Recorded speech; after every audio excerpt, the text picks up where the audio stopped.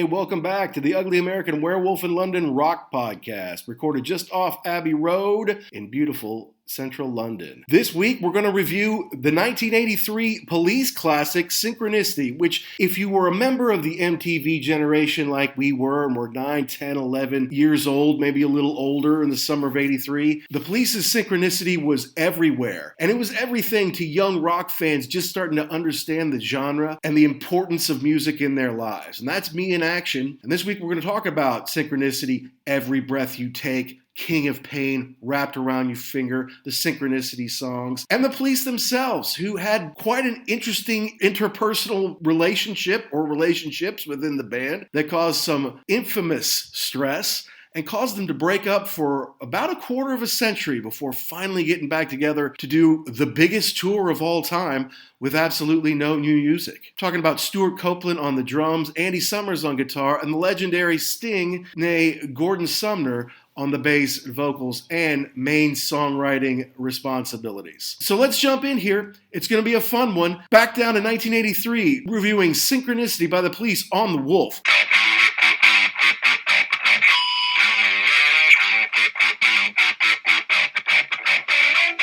So Synchronicity, is that just like you can always go back to that and be like, hey, that's the first one I ever bought, grown-up album, an album I would still listen to today, you know, you can always go back and hear that one? Yes, yes, and yes. Yeah, and I was trying to think of what attracted me to this at the beginning.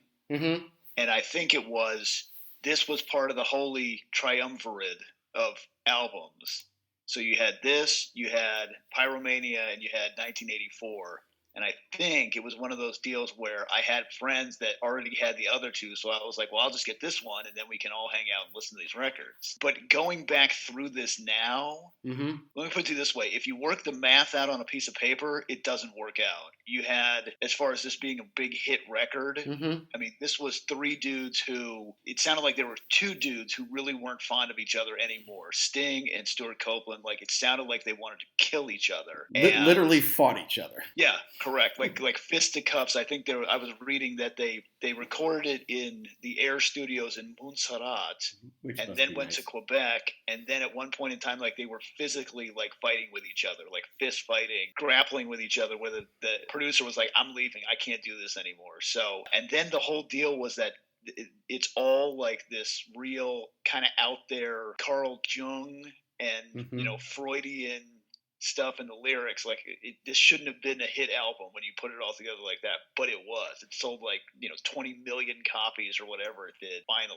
Yeah, I remember it vividly. Big part, of course, we talk a lot about how we're the MTV generation and growing up in the 80s. That was just kind of a big part of young adolescent and teenage life when they actually showed videos by people who played instruments and wrote their own music. It's not really that anymore. MTV has evolved, and it's evolved away from us, which is probably smart because the money's in with the teenagers, right? So you have to keep it fresh to keep those teenage dollars flowing in, I suppose, those advertisers. But MTV back in the day was great, and this album was enormous thanks to MTV. It was big on the FM radio too. I remember Every Breath You Take was number one for 8 weeks, which was a record. I mean, I don't know if it broke the record or if it tied the record, and I can't remember what it broke or tied with, but it was something pretty big time, and I remember hoping that it would get, like, oh, it's been 6 weeks, I hope they get to 7 and 8 weeks, and it did. I remember the videos. Obviously, Every Breath You Take was huge. Wrapped Around Your Finger was big, big, big on MTV, and I feel like Synchronicity too was also. I didn't remember the King of Pain video as well. I just rewatched that getting ready for the show. And that was a little different one. Really didn't feature the band too much except for in some still photos. It was kind of an artistic take on a music video rather than actually just telling the story or showing them play the song. Yeah, I don't really remember seeing that. I remember seeing the other three. Definitely Every Breath You Take, definitely Wrapped Around Your Finger. And then Synchronicity 2 kind of had that like, it was artsy, like, post-apocalyptic weirdness. And then they had the kind of like the long cinematic cut of like, flying over the lake, like in Scotland kind of thing, Yes. I remember it kind of pulling back on that view. Yeah, I mean, right, that's right. But the odd part to me is in going back and listening to this, like the lyrics really don't match anything in the songs. Like when you listen to Every Breath You Take, like if you listen to the lyrics, you're like, wow, this is like a dude that's stalking people. Like this is not, and and even Sting has said himself, like people play this at weddings, and it really probably shouldn't be if you really listen to it.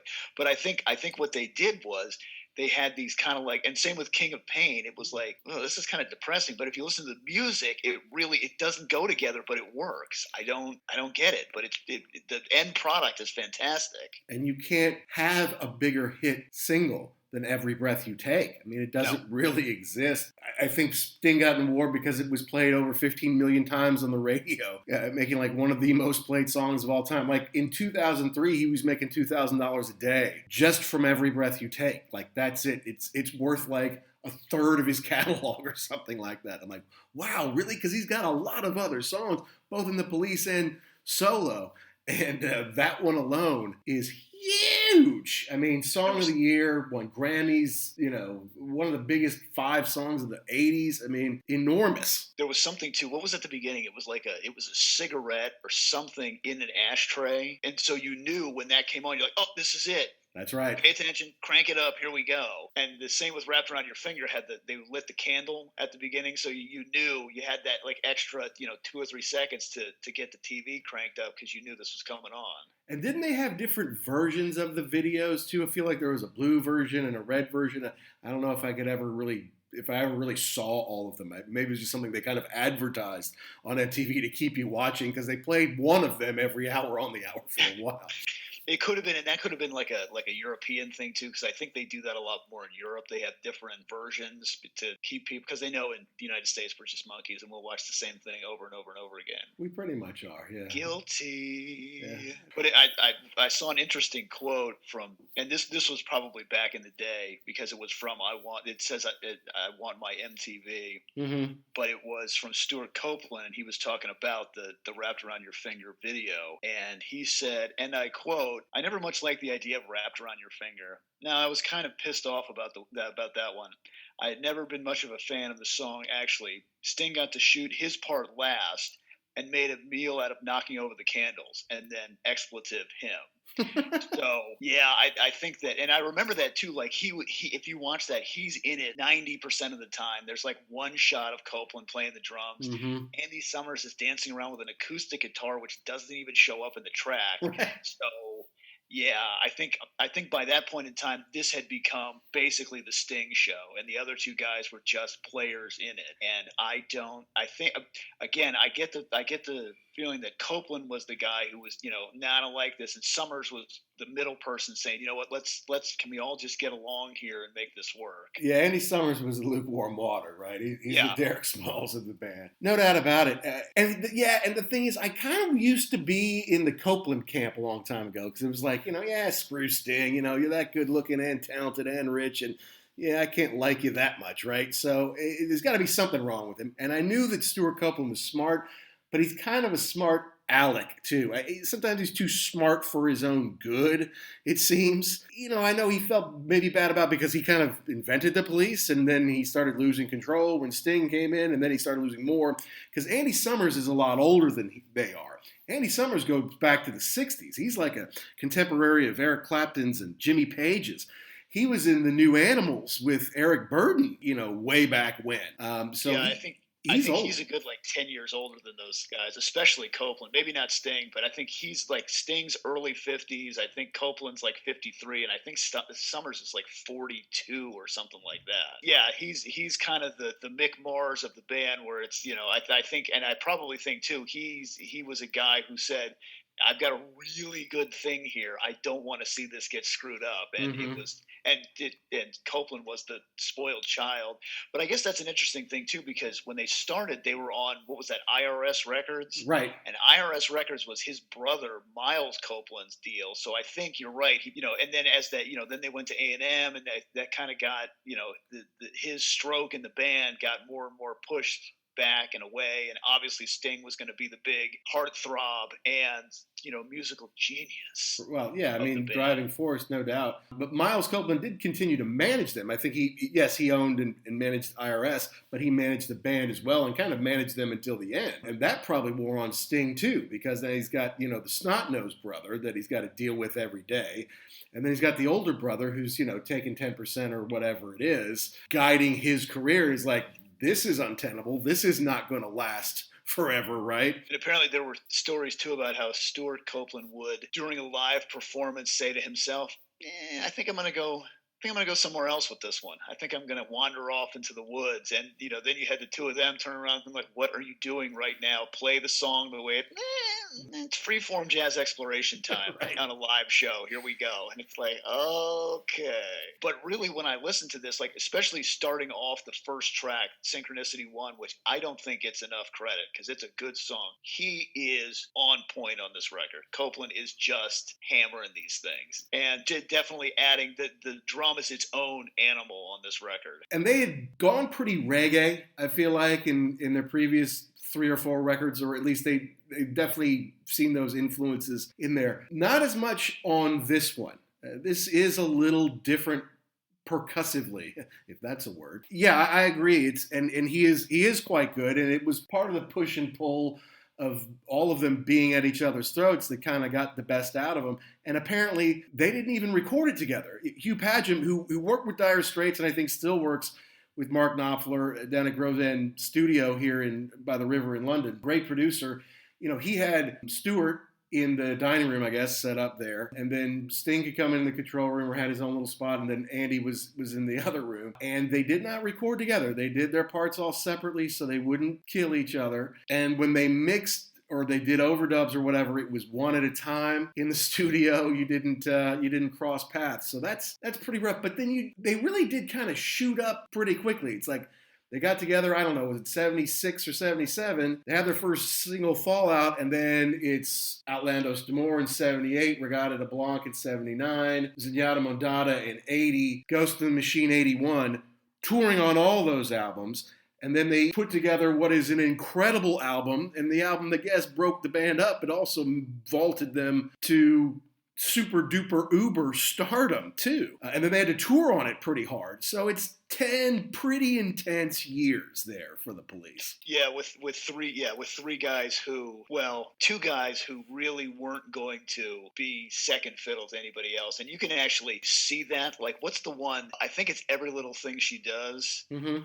Where at the end they're sitting in a control room, like a big board, and you see Copeland is just messing with the dials, and Sting will, he'll slap his hand away, or Mm-hmm. and then there's the Don't Stand So Close to Me, where he's doing something to Sting, like he's putting the tennis racket into his face or something. Like he was always that like annoying, like look at me, I'm never gonna Right. I'm never gonna be second fiddle to you. I'll always be this annoying little kid. And he apparently still is.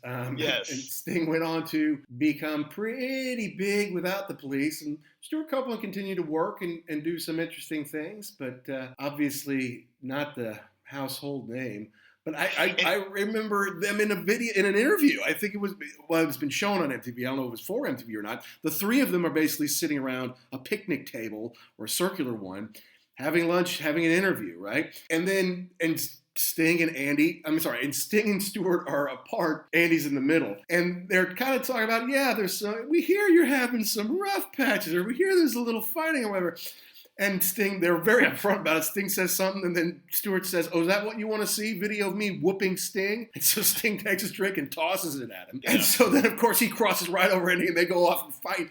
And then Andy's just kind of like sitting there shaking his head like he's the older cousin who has to look after his little cousins, He's like, God, I've worked so hard, and this is what I get, kind of thing. Yeah, and the same for Summers. He went on to do other things, but never as big as that. And I think he probably always knew that. He always knew that this was it, and as long as we can make this last, that's going to be fantastic. But I think, if I understand correctly, even by this time, Sting had already made up his mind, like this was it. That this was going to be the last deal. He was going to do his own thing. And I don't think he let Summers and Copeland know that. And so I think they were always upset that maybe not that the band ended, but that they never got to say, hey, officially this is it. We're making this decision together. Right. It's kind of like it's like you get that letter from the lawyer or whatever saying, wait, what now? Or you see it on MTV, Sting, brand new solo record. What now is this? Okay. And The Dream of the Blue Turtles is a great record, man. Great follow up to Synchronicity, really. That especially for Copeland, that had to be like, oh, okay, well, he won't. Yeah, okay, go ahead and make your own record. I don't care, whatever. Oh boy, this is really good. Oh, this is really popular. And not at all sounding like the Police. I mean, he used a lot of different musicians and different kinds of musicians, and had some great backing vocals by some talented women. And he stretched out a little bit, but he was also a darling of the silver screen, of course, at that point, because he had done Dune and the Bride of the Frankenstein movie with the girl from Flashdance, neither of which were enormous hits. But he had looks for Hollywood. I thought he was great in the Guy Ritchie Lock, Stock, and Two Smoking Barrels. He's good role for him right there. Yes. Yeah, that was pretty cool. And he was all over the Save the Rainforest. So yeah, he definitely I think it was one of those, it was like the rocket ship going up, and it's the pieces fall off. He didn't need the Police anymore. He was his own animal at that point in time and could sell himself as such. And then the thing is, the beauty part for him is you put that band together with all those, the Nathan Easts and the David Sanborns, the top of the top hired guns, and you get to play the Police stuff too. So yay for pretty me. Great. Did I tell you about the time I was a third row in the middle for Eric Clapton on the Journeyman tour, and Nathan East was his bassist? And we made eye contact a couple times. And when they sing Cocaine, when they do the chorus, it goes Cocaine. He would he would pull his hand off the bass, pull up his number one finger, and put Cocaine. And he looked at me and did that a few times. I'm like, I'm 16 years old. I'm really not that interested, but that's a pretty cool moment. Yeah. Are you trying to? Yeah. Trying to convince me to do something that I shouldn't do. Not my scene, but a great song and a great bass player. No doubt about it. Foreplay is kind of a smooth jazz thing that he's the founder of, and has done that for a long time. Has also toured again with Clapton. He toured with Toto for a while. He's a great bass player. Yeah, I think he's like, if you think, I've got the money to spend and I need a bass player. Yeah, he is top of the list. They're like, can we get him? Definitely do that then. Yeah. And the same with Sanborn too. He's a saxophone. Goodness, yeah. Yeah, but same thing, like top of the list on there. So he definitely broke out the checkbook for that record. No doubt. Hey there, before we get into the Synchronicity song list, why don't you reach out to us? We're at ugly_werewolf on Twitter, or check out our past episodes, www.uglyamericanwerewolf.libsyn.com. Well, let's talk about Synchronicity, because it seemed like their first record, Sting wrote most of them. The other guys contribute a little. The next two records, Summers and Copeland got more on, and I can see Copeland being pushy and being a jerk and saying, gotta put my song on stuff. I'm looking at most of his songs, and they're really not that good. And Sting's songs are like all the singles, like all your hits are Sting songs. I'm like, wouldn't that give you a clue? Like, I know you fancy yourself a songwriter and you are a contributor and you would love to get some of that publishing money, get 2 songs on a 10-song record, and, well, you get 20% of the publishing, right? So that wouldn't be so bad. But your songs are just not good. And then the last 2 albums, Ghost in the Machine and Synchronicity, were mostly Sting, I think, from what I understand. Correct. Yeah. Yeah, the only, on Synchronicity, the only 2 songs that he does not write, they've got Mother, which is, that's a strange deal that Summers wrote himself. Mrs. Gradenko, or Miss Gradenko, that was Stuart Copeland. And then there was the bonus track that was not on the original album, Murder by Numbers, which is that's another good song where if you listen to the lyrics, you're like, wait a minute, it's a cool song, but you're talking about like how to kill people. Alrighty. That was Sting and Summers. So yeah, that's the thing. Like you said, I know you're writing songs. Thank you. But we need hit songs. We need songs that will get 8 million, plays at a time. And this is not them. Right. Like, Don Felder, I know you want to sing a song, and I know you wrote Victim of Love, but if we let Don Henley sing it, it'll be a hit. So just go play your guitar and let Don sing the song. Yeah. All right. Let me do what I do. You sit back there and play the drums, and you get 1/3 of touring revenue. It's better than being, in a band that has 5 or 6 people in it, and you get this smaller percentage. You get 1/3 of that. let him write the songs. He knows what he's doing, obviously. And I think they actually fought over Every Breath You Take, which is bizarre. And yeah, he just like he was kind of putting down the video for Wrapped Around Your Finger, he was putting down the song. He's like, great song by Sting, but just a terrible arrangement by us. He could have done that with anybody else and it would have been better. And I'm like, why are you going to be so negative? Why are you going to be up in everybody's face? People love the song. And yes, it's about possession and all that. It was about, he was married to an actress whose best friend was a woman named Trudy Styler, who happened to live next door, married to someone else too. And there's Sting looking over the fence, I suppose, at Trudy all this time. Of course, now, meant to be, you could say. They've been together 40 years, had kids, all that stuff. But still, a lot of people thought it was pretty inappropriate. You know, and this is back in the early 80s when they expected people to behave a certain way, not like now it's kind of a free-for-all. You can do whatever you want, really. But I mean, when you think about it, so the original record had 10 tracks on it. And of the 10 tracks, 4 of them were hit singles. That's insane. I know, and plus Synchronicity 1, like you said, maybe it wasn't a hit single, but that's a good song, you know. It was correct. A hit single kind of a song. Yeah. Here's the thing, though, Jackson. I had the cassette. I didn't have the LP. I had the cassette. Okay. The cassette did have Murder by Numbers on it. It was a bonus track. I didn't know that at the time. You know, because the thing is, I mean, I'm like, albums are cool and stuff like that, but you know, we've got a tape deck in the car. If I get the cassette, I can listen to it in the car. You know, and then I had a series of Walkmen over the years, right? It's like if I can listen to this on the go. You had your buddy Pete on the playground with the one speaker boombox. I got a boombox for my 10th birthday. You can't play LPs on a boombox. But you can play your tapes, you know. So I'm like, yeah, I get tapes. It was the 5th tape I ever got. I remember I used to keep them in order of how I got them, not like in alphabetical order or genre or anything. I used to keep them in order, and it was number 5. Yeah, so I listened to it back and forth, and so I didn't know it was a bonus track. I didn't know they had bonus tracks as early as back then. CDs, it was released on CD and had the bonus track, but in 1983, CD was not a major way that people consume music. It was still mainly LPs and cassettes. Yeah, I don't even know if they were around, but the original CDs, yeah, they were ridiculously expensive too. So if you know your cassette was $15, the CD was like $50. And again, I don't know anybody that has a CD player, so right. I think I'm just going to go ahead and do this. But yeah, I think I got this on an album because that's the only thing that I had. I had an old record player or a hi-fi that my grandfather would give me or something. I think it might have had an 8-track on it, and I was like, no, I'm not getting. I don't even know if they had 8 tracks in '83, so it was record and that was it. Nice. But yeah, and when you consume your music that way in a cassette, and especially on a Walkman, then you find your favorite songs and you kind of want to listen to them over and over again. And for the most part, I would listen to the second side, which is, there's nothing wrong with that, but it's odd in some ways just because most bands put all their big hits, if they can identify them, they put them on the first side, right? They put them on side A, and they might save something for the second side because they want people to flip the LP or flip the tape over. But the second side of the tape was Every Breath You Take, biggest single ever. Then King of Pain, like you said, a great song, a little dark in moments, but it's a nice moody song. It's not real fast, it's kind of chill. Then Wrapped Around Your Finger, a beautiful, mellow, yet kind of tantric rhythm to it. I don't know. There's something underlying there that's amazing. Then Tea in the Sahara, which is a beautiful, beautiful song.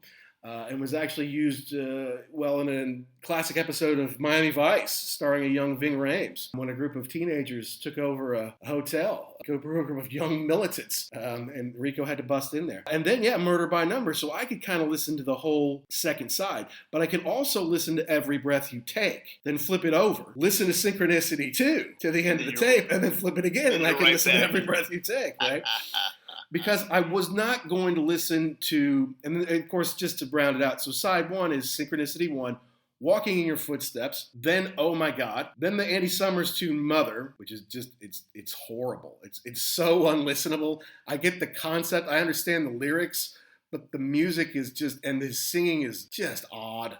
Well, now, and just real quick on that one, like, first of all, that's the ode to Norman Bates, I believe. I think Summer's Mother was very overbearing by his own admission, but I did a little research on this because I listened to it a couple times for this deal, and it's credited as Everybody, But when I listen to it, it really sounds like he might have done all of it himself, Mm. because the drumming doesn't sound like Copeland. It's just this weird. It really sounds like this weird standalone project. I don't know how it made it on the record. I don't know whether they wanted something from him, or it doesn't really go with anything. It's art for art's sake. It's very strange. Yeah, and it's 3 minutes, so it's kind of a short one. Now, in fairness, he did win a Grammy for Behind My Camel, which is an odd kind of song. It's an instrumental on Zenyatta Mondatta, another cassette that I had and that I wore out. I listened to that as a high schooler a lot more than I listened to Synchronicity. And so maybe it's like, all right, look, everybody's got to get at least one song on the record, right? But then, yeah, Miss Grodenko, it's not a terrible song. It's 2 minutes. It's 2 minutes long. I would have taken out Mother and Miss Grodenko and replaced it with Murder by Numbers. And then you could put those other two as your bonus tracks, if you will. But, hey, the politics played out the way they did. Copeland had always pushed to get more of his songs on, probably than he should have. Yeah, and you're right. Like there's the Mother is that's weird for weird's sake. That's avant-garde. But yeah, unfortunately for Miss Grodenko, it's just nothing. I mean, it's not great. It's not bad. It's just. It's like what? Yeah, was that necessary? Did you need to fill the time that badly? But maybe that's what it was. One of my wangs, kicking and screaming on the floor, saying one of my songs has to be on there. Okay, buddy, here we go. Let's pick this one. Now you're okay. Let's keep going. With it. But yeah, that is pretty cool, because it is odd that the second side of this thing really is the powerhouse, and you're right. Team Sahara. It's not I don't think it ever made it on the radio. But it is kind of a cool, mellow deal. And then Murder by Numbers is it's just nasty. Like, if you listen, it doesn't really go. It's got that cool sax part in there. And it's like, wait a minute, put something in somebody's drink. Hey, what's going on here? Right. And they made a whole Sandra Bullock movie out of it, too, I mean, that's how big you could be. You could be a B-side or a bonus track, because it was the B-side to Every Breath You Take.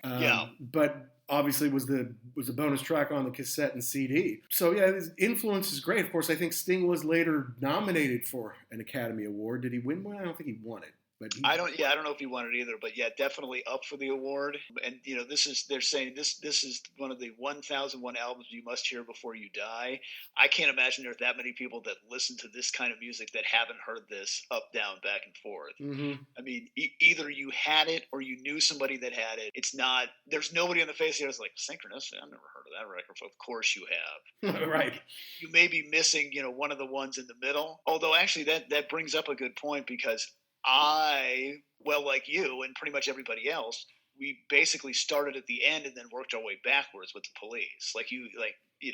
Wait, they have other records? Well, let me check that out. Right. And so yeah, I think the rest of the albums didn't get enough credit because this thing was such a monster. Yeah, and I think I picked up Zenyatta Mondatta because, okay, I like the Police. I want to get another one. Yeah. Let's pick one with some hits that I know, but I want to explore the other songs, the deep tracks as well. And I don't know why I picked it, but it may have been part of the record club or something like that. I have to get 5 cassettes up front, and then I have to buy a couple more in the next year or something like that. Or maybe it was, all right, I've got my $6 here. All right, I can buy a cassette. Which one am I going to do? I got to do some research here. Or $8, I think it was. If it was a new hit, you might be able to get it for $6 at Target. But if it was just kind of sitting in the bins for a while, that's $8.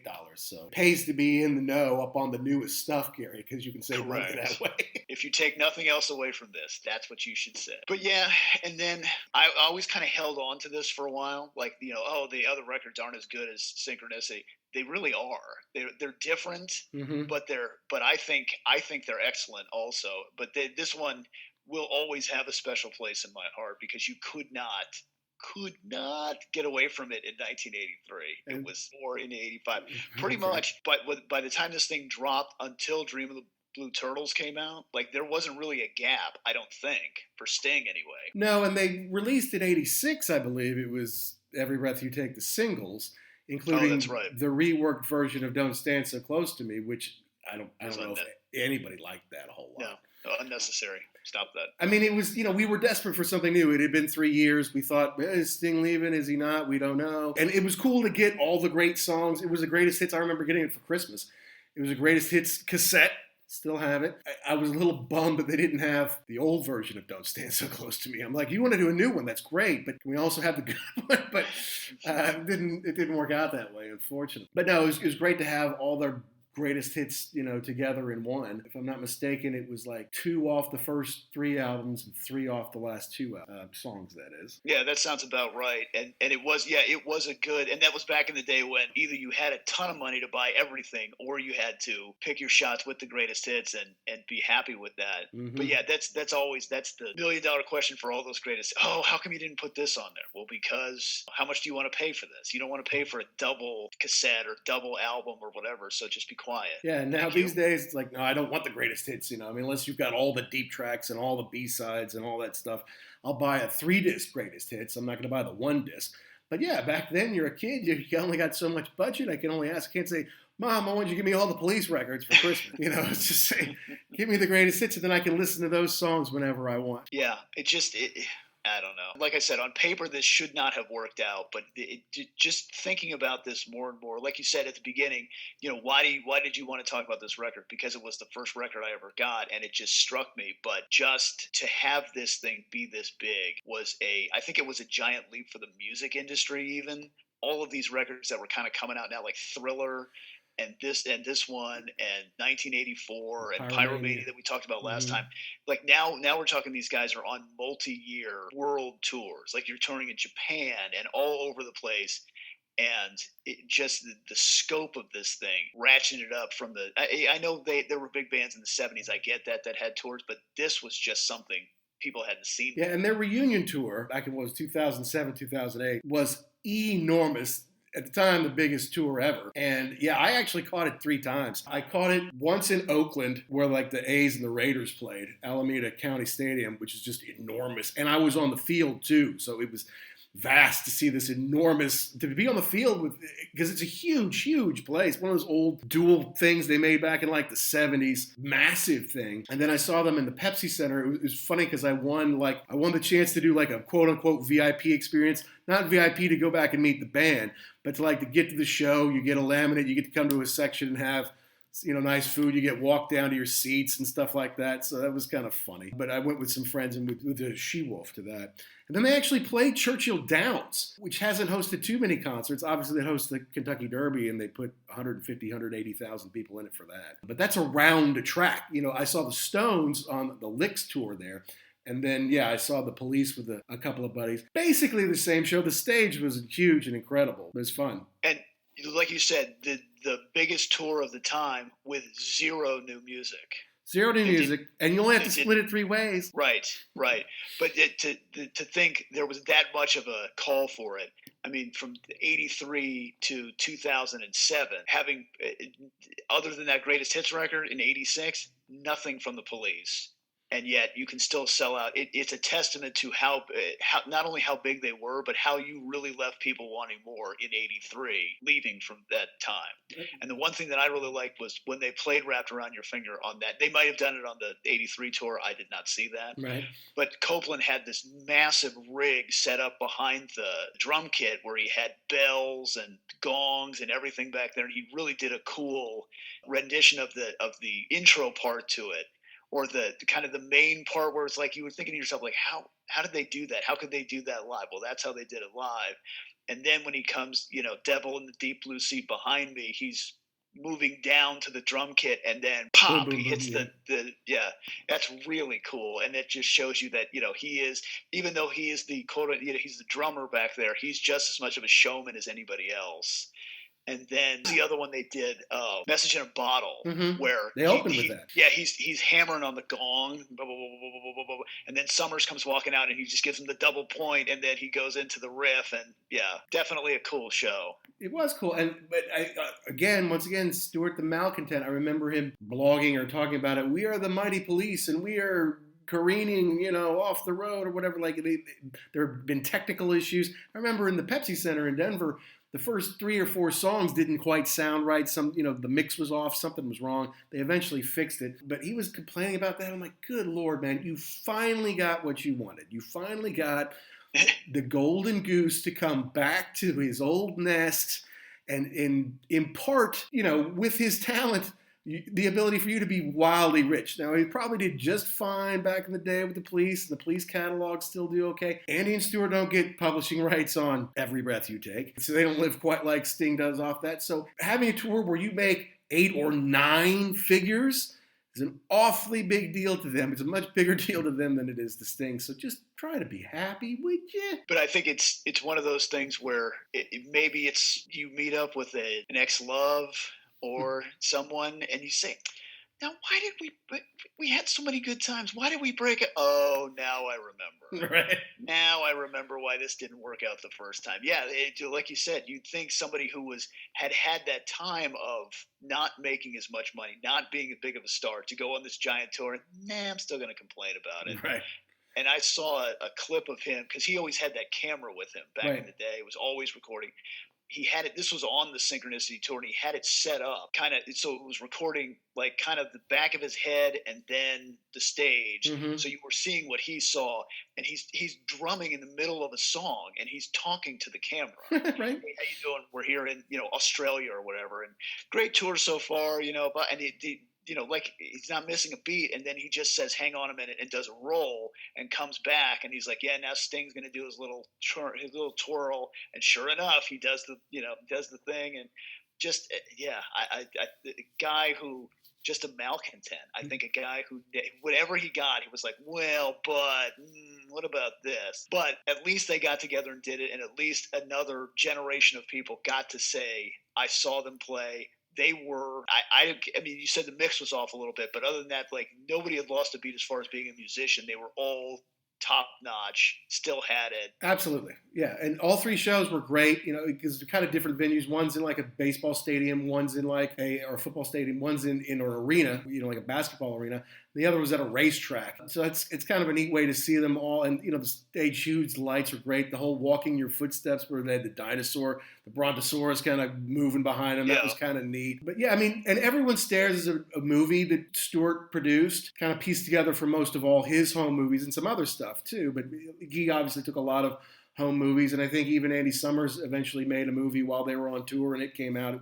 It was good. But yeah, I mean, including their kids finally got to see them as big rock stars, right? In the Police, jetting around the world. I mean, Sting's kids are probably used to it, but to see, for the Copeland and Summers kids, to see, all right, well, look, here's our dads. See, I told you I was cool one time. Right, back in the spotlight. That was probably pretty great, But I remember them on VH1. They used to do those behind the musics. And I just remember the one, both Andy and Stewart were basically on there lobbying for one more tour. And Stewart's like, look, we'll never make another record. Can't do that. We'll kill each other. That doesn't work. But what we can do, and what we will do, and this was probably 1997 or something, is tour. 10 years later, it got to him. And Andy's like, we never got to say goodbye to the fans. I never got that one more fat paycheck, right? Basically what they were kind of both lobbying for. And Sting's like, yeah, well, you never know. And then basically as soon as Sting's like, that's something I'm ready to do. Let's do it. It happened. And it happened in a big way. They did so many. I think they did 3 legs of America, went to Europe a couple times, Japan, Australia, Far East, South America, hundreds of shows, I think. But, also hundreds of millions of dollars, over $500 million from that tour. Unbelievable. But I think everybody knew that was, don't ask for anything else. This is going to be it. This can't happen again. Everybody's getting older. Again, no more new music. So you don't want it. That's the way that you want it to go out. You wanted to have this deal where it was, sold out every night, a zillion shows. You don't want to do that. Well, let's do it one more time. Oh, well, we already saw you once, so forget it. So yeah, that was it. It'll never happen again. Although watching that, because I've watched a couple of those videos from that. Somebody recorded a pretty good copy of it from a Japanese show, and I don't think Andy Summers gets enough credit for being a guitarist because his stuff is pretty intricate when you watch him play it. Like he's jumping all like, hey, wait a minute. He wasn't Eddie Van Halen, I get it, but his stuff was not easy to play. No, it was hard. As someone who's dabbled with guitars, like, oh, I like Police songs. Why don't I try some of that? it is intricate. You're both right-handed brilliant and left-handed brilliant to play that stuff.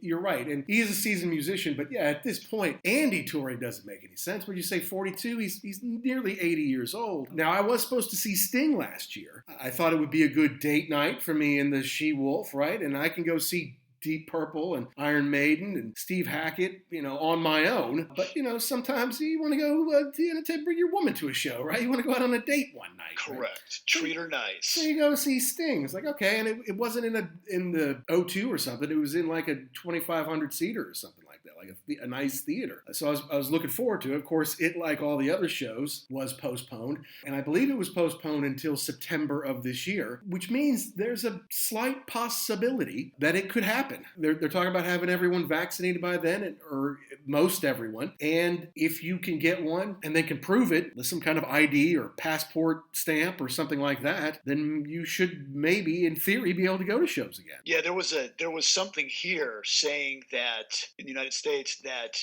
apparently maybe Live Nation is going to require that. Like, they're going to start to do live shows, but don't bother showing up even with a ticket without a vaccination certificate. Mm-hmm. So that would be kind of a cool way to get things moving along and get these shows back again. When Genesis just came out, I think in the last week, the last Domino tour was going to be their first tour in 13 years. Now it's their first tour in 14 years. We were supposed to see them in London in November, and then it got pushed to April. And with me thinking, why didn't they just push it to 1 year, November a year later? Because that just gives you a little bit more time. But they pushed it to April. Then, of course, now, like, okay, it's not going to be in April, but it is going to be in September. I'm like, okay, so what they're feeling now is, because there are several different vaccines, and there will continue to be more produced. I mean, they figure they can get everybody done by the end of the summer, really an attempt to make sure kids can all go back to school full time, I think. But it would obviously help other parts of the economy and the world as well.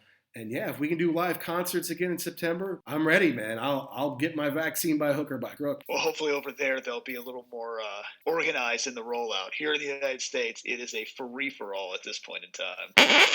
Now I'm going to switch gears here a minute because this something is occurring to me that I wanted to talk about real quick, and that's Stuart Copeland and what he was doing on the drums, because I was listening intently to Synchronicity, and he for years denied ever overdubbing the drums. And then he recently said, or at some point in time he came out and said, I overdubbed. There are a couple times where I could hear, like, you've only got 2 hands and 2 feet. You can't hit that many notes at one time.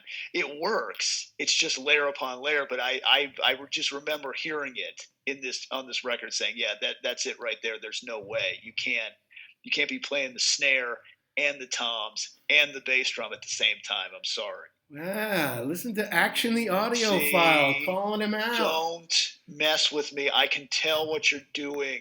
And I don't have a problem with overdubbing. I just have a problem where it's like, okay, now if you've got 2 guitars and you've only got 1 guitarist, why not have 12? Why not have 25? Right.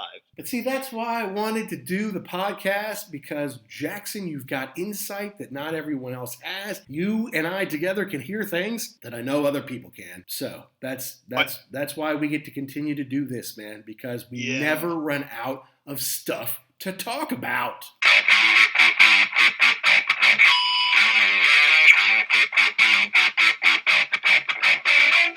Well, that's it for the 1983 classic Synchronicity by the Police, folks. I hope you enjoyed this little trip down memory lane, which for the MTV generation is one you could never forget. Summer of '83. The Police are on the radio all the time, and they're all over MTV with Every Breath You Take, Wrapped Around Your Finger, King of Pain, Synchronicity 2. An amazing album that holds a special place in our hearts, especially for our colleague Action Jackson. Hey, tell me something. What records do you and your friends like to reminisce and talk about when you get together? Which ones haven't you heard in a long time? Which ones did you wear out on the tape or on the LP back in the day, but you haven't heard from a while and maybe would like to hear a little bit about? Why don't you let us know? You can reach out to us on Twitter at ugly_werewolf, or check out all of our past episodes, www.uglyamericanwerewolf.libsyn.com. Otherwise, who knows what we might be talking about next week, but you know that we'll be back. So for me, Mac B, the Wolf, and Action Jackson, have a great week, be cool, and stay safe.